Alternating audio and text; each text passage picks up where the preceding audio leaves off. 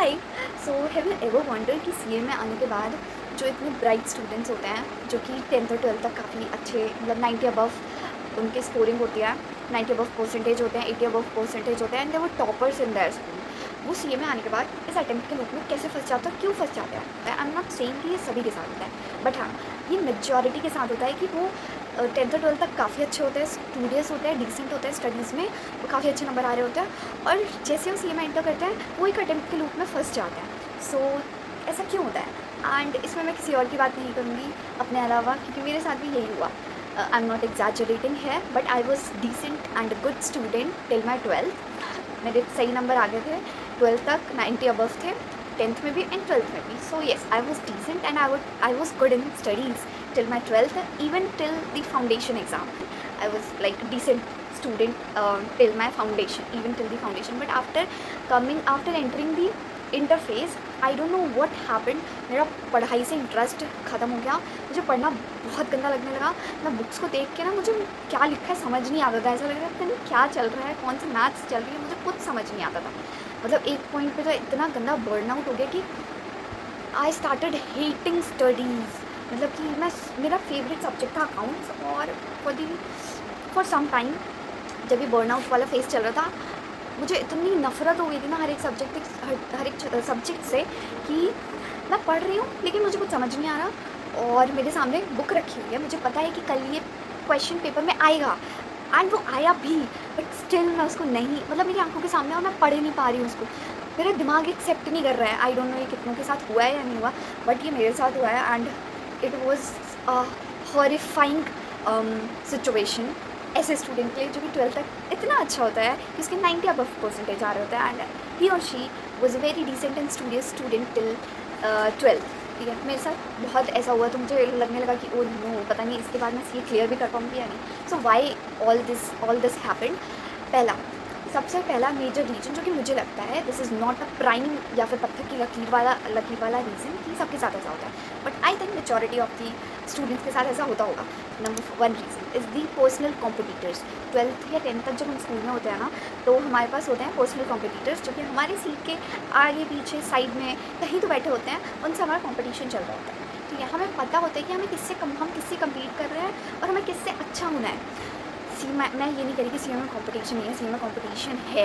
यहाँ तो एआईआर का कंपटीशन है और लाखों बच्चों के बीच में कंपटीशन, बट हमें ये नहीं पता होता ना सीए में कि पर्सनल कंपटीटर हमारा कौन है। हमारे पास वो कंपटीटर हमारे बगल में नहीं बैठा होता और जब हम स्कूल में पढ़ रहे होते हैं तो हमें पता होता है कि हमारा कंपटीटर ये है, ये लड़का है, ये लड़की है, इससे हमें आउट परफॉर्म करना है। और उस वक्त हमारे पास टीचर होता है जो कि हमें कॉन्स्टेंटली पिंच कर रहा होता है कि ओहो तुम्हारे तो उससे कम नंबर आ गए, तुम्हें उनको भी खुश करके दिखाना है। ठीक है, तुम्हें कॉम्पिटिटर से भी आउट परफॉर्म करना है। ठीक है, और तुम्हें अच्छे नंबर भी लाने होते हैं, तो तुम हार्ड वर्क करते हो, मतलब तुम मेहनत करते हो उस कॉम्पिटिटर से आगे जाने के लिए और तुम चले भी जाते हो आगे, तुम्हारे अच्छे नंबर भी आ जाते हैं। बट सीए में तुम्हारे पास कोई नहीं होता, तुम होते हो, तुम्हारी बुक्स होती है और ये 4 दीवारें होती हैं जहाँ पे तुम बैठ के पढ़ रहे होते हो। ठीक है, और मतलब इन 4 दीवारों में बैठ के तुम पढ़ रहे हो तो और कुछ नहीं होता तुम्हारे पास। तुम्हें नहीं पता तुम्हारा कॉम्पिटिटर कौन है, तुम्हें नहीं पता कि तुम्हें किसके साथ कॉम्पीट करना है। ठीक है, और तुम्हें नहीं पता होता कि तुम इस इतने लाखों बच्चों के बीच में किससे कम्पीट कर रहे हो। और जो कि एक बहुत मेजर रीज़न बनता है हमारे सेटबैक लगने का, हमारे अटेम्प्ट लगने का। फॉर मी मेरा ना कॉम्पिटिशन ही खत्म हो गया था सीए में आने के बाद। मतलब मेरे पास कोई था ही नहीं, हमारे पास गिने चुने लोग होते हैं जो कि सीए कर रहे होते हैं, हमारे फ्रेंड्स होते हैं, फ्रेंड्स के साथ कॉम्पिटिशन नहीं होता है। ठीक है, मतलब कुछ फ्रेंड्स के साथ होता है कि हाँ बैक देन स्कूल में उनके साथ था कंपटीशन तो सीए में आने के बाद भी रहेगा, ऐसा होता है। बट वैसा नहीं होता जैसा पहले स्कूल में होता था कि टीचर्स भी इन्वॉल्व है इस कंपटीशन में, स्टूडेंट भी इन्वॉल्व है और हमें पता ही भाई इस बंदे से आउट परफॉर्म करना है, नंबर अच्छा लाना है, तभी हमारी तारीफ होगी क्लास में, हमें टीचर्स प्रेज़ करेगी, इंपॉर्टेंस देगी and so many more things. ठीक है, लेकिन यहाँ पर आने के बाद ऐसा कुछ नहीं होता, कोई कॉम्पिटिशन नहीं, कुछ नहीं, तुम्हें अकेले परफॉर्म करना है और तुम्हें नहीं पता किससे आउट परफॉर्म करना है। तो ये मेरा पर्सनल रीज़न है अटेम्प्ट लगने का, जो कि मैंने अभी रियलाइज़ किया वेरी रिसेंटली कि मेरा अटेम्प्ट इसीलिए लगा क्योंकि भाई कोई नहीं था यार। मतलब अकेले अकेले मतलब 4 दीवार के अंदर बैठ के पढ़ना इज़ सो टफ और मैं जानती हूँ कि बहुत सारे सीए स्टूडेंट्स इससे रिलेट करेंगे डेफिनेटली। दूसरा रीज़न कि हमने ना अटेम्प्ट्स को बहुत नॉर्मलाइज़ कर दिया। जब मैं सीए में नहीं आई थी ना, जब मैं प्रिपेयर कर रही थी अपने माइंड को कि येस मुझे सीए करना है, तभी मैंने अपने माइंड में ये बैठा लिया था कि कोई नहीं, सीए में तो अटेम्प्ट लगते ही है, क्या हो गया, मतलब कोई बड़ी बात नहीं है, अटेम्प्ट लगते हैं तो लगते हैं, मुझे भी लगेंगे और अगर मुझे लगे तो लगता है, कोई दिक्कत अपने माइंड में पहले ही ये चीज़ बिठा ली कि इट्स ओके अंकिता, फेल हो गई तो क्या हो गया, 1-2 बार तो फेल होना ठीक है। इतना नॉर्मलाइज़ कर लिया मैंने कि ये मेरे लिए कंफर्ट ज़ोन बन गया। एंड इसके कॉन्सिक्वेंसेस मैं अब बेयर कर रही हूँ। मैं ये नहीं कह रही कि अटेम्प्ट्स लगने को नॉर्मलाइज़ करना इज़ गलत चीज़, ठीक है? बट मैं ये कह रही हूँ कि इतना भी नॉर्मलाइज़ नहीं कर लेना कि इस चीज़ को अपना कंफर्ट ज़ोन ही बना लो। तो मेरे लिए तो ये बहुत प्रॉब्लमैटिक चीज़ हो गई थी। तो मैं तो बिल्कुल नहीं कहूँगी कि अटेम्प्ट्स को नॉर्मलाइज़ करके एक अपना कंफर्ट ज़ोन बना दो। बट हाँ, जिसके अटेम्प्ट लग रहे हैं, इतना बुरा फ़ील करने की भी ज़रूरत नहीं है। बट हाँ, जो अभी सीए में एंटर हो रहा है, प्लीज़ इस चीज़ को नॉर्मलाइज़ मत करना कि अटेम्प्ट्स लगना इज़ नॉर्मल थिंग। मैंने एक सीए फाइनलिस्ट को कहते हुए सुना कि कोई बात नहीं ना, सीए में तो अटेम्प्ट्स लगते ही है, तो क्या दिक्कत है? 2-3 अटेम्प्ट्स लगते हैं तो भी कोई दिक्कत नहीं है, उसके बाद क्लियर कर लेना। मैंने उस चीज़ मतलब जब मैं सीए फाउंडेशन करी थी तब मैंने ये सुना, और मैंने इस बात को ना इतना इतना ज़्यादा सीरियस ले लिया ना कि आई थिंक ये चीज़ मेरे साथ हकीकत में हो गई, कुछ अटेम्प्ट्स लग गए। तो please don't normalise this attempt वाला सिस्टम। ये हमारी मेंटल हेल्थ के लिए भी अच्छा नहीं है और रियलिटी के लिए भी अच्छा नहीं है। जब ये सच होने लगता है ना, तो लाइफ बहुत ख़राब लगने लगती है। तो please don't normalise this was the second reason. Third is कि हम सीए में आने के बाद ना छोटी-छोटी चीज़ों को ना फॉर ग्रांटेड लेने लगते हैं। मतलब जब हम जैसे बैक देन जब हम स्कूल में थे, तो हमें छोटी चीज़ों की वैल्यू नहीं पता थी, हमें फ्रेंड्स की वैल्यू नहीं पता थी उतनी। हमें अपनी मेंटल पीस की वैल्यू नहीं पता थी, मेंटल हेल्थ के बारे में नहीं पता था, अकेलापन क्या होता है हमें नहीं पता था। बट व्हेन वी एंटर मतलब पर्सनली आए, जब मैंने सीए में एंट्री ली, तब मुझे इन सब के बारे में पता चला कि मेंटल पीस क्या होता है, डिप्रेशन क्या होता है, मेंटल ट्रॉमा क्या होता है, अकेलापन क्या होता है और दोस्तों का ना होना क्या होता है, ठीक है?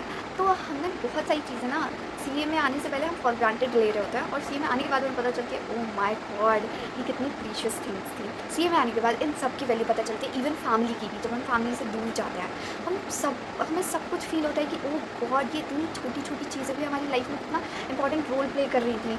मतलब अगर ये सारी चीज़ें ठीक नहीं होती ना, तो हम पढ़ नहीं पाते। एंड भाई मैं तो बिल्कुल नहीं पढ़ पाती कि अगर मेरी लाइफ में ये सारी चीज़ें ठीक नहीं चल रही, मेरे पेरेंट्स के साथ रिलेशन अच्छी नहीं है, फ्रेंड्स के साथ रिलेशन अच्छी नहीं है, मेरा मेंटल पीस ख़राब है, मेरा मेंटल हेल्थ ख़राब है, मुझे मेंटल ट्रॉमा है, लोनलीनेस फील हो रही है, तो आई कांट स्टडी भाई, आई कांट स्टडी। कुछ भी हो जाए मैं पढ़ ही नहीं सकती इस वाले मेंटल स्टेट में। So this was the third reason. Fourth, instant gratification. To be very very honest, हमें आदत होती है इंस्टेंट ग्रेटिफिकेशन की टिल 12th, ठीक है? क्योंकि हमने एग्ज़ाम दिए, हमारा रिज़ल्ट आ गया 1-2 हफ्ते बाद, स्कूल ने पीटीएम कराई, पता चल गया रिज़ल्ट क्या है। तो सेम मुझे आदत थी इसी चीज़ की, इंस्टेंट ग्रेटिफिकेशन की। एग्ज़ाम हुआ, रिज़ल्ट चाहिए, एग्ज़ाम। मेरे को वेट करने की आदत ही नहीं थी 1-2 महीने, पेशेंस लेवल ही नहीं था उतना कि ओह गॉड, इसमें इतना वेट करना पड़ता है। और ये इस चीज़ का भी पेशेंस लेवल नहीं था कि इतना लंबा पीरियड के लिए आपको तैयारी करनी पड़ती है, प्रिपरेशन करनी पड़ती है। जब फाउंडेशन तो मैंने अच्छे से निकाल लिया, लेकिन जब मैं इंटर में आई ना, मेरे लिए वो 9 महीने का पीरियड, जो कि प्रिपरेशन का पीरियड होता है फर्स्ट अटेम्प्ट के लिए, वो बहुत भारी पड़ा। And I lost that attempt very badly.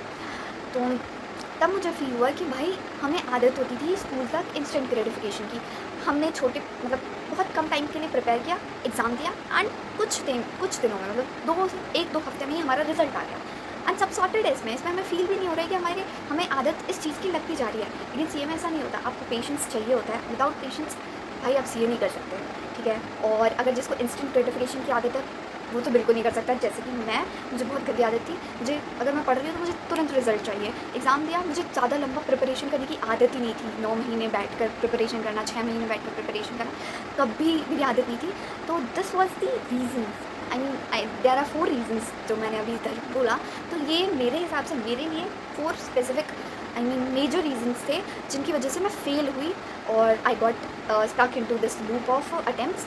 And मुझे लगता है मोस्ट स्टूडेंट्स के भी यही पर्टिकुलर रीजंस होते होंगे, या फिर इसमें बहुत सारे रीजंस और भी हो सकते हैं, जैसे लोनलीनेस का हिट होना, ठीक है, fear of missing out feel होना, ठीक है, ऐसा लग रहा है कि हम सब मतलब मेरे फ्रेंड्स कॉलेज जा रहे हैं, मैं कुछ नहीं कर रही, सबका इंस्टाग्राम पे सबकी स्टोरीज देखना, पोस्ट देखना, तो उससे बहुत ऐसा कंपैरिजन फील होता है। और दूसरा मिसिंग आउट फील होता है कि या मैं लाइफ में कुछ बहुत अच्छा मिस आउट कर रही हूँ। मेरे साथ भी हुआ था, और मुझे पता है मोस्ट ऑफ दी स्टूडेंट्स के साथ होता है।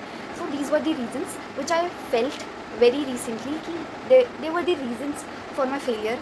So tell me what's your reason. अगर इनमें से कुछ भी आपका रीज़न है तो then please do let me know in the comment section. और अगर कोई अलग रीज़न है आपका, there can be some different reasons, क्योंकि बहुत सारे ऐसे रीज़न है, family situation, family issues, personal issues, ठीक है, फाइनेंशियल इशूज़ भी हो सकते हैं, हेल्थ इशूज़ भी हो सकते हैं, जिसकी वजह से नहीं होती पढ़ाई। सीए में आने के बाद काफ़ी चीज़ें आ जाती है, लाइफ एकदम मतलब 360 डिग्री टर्न लेती है।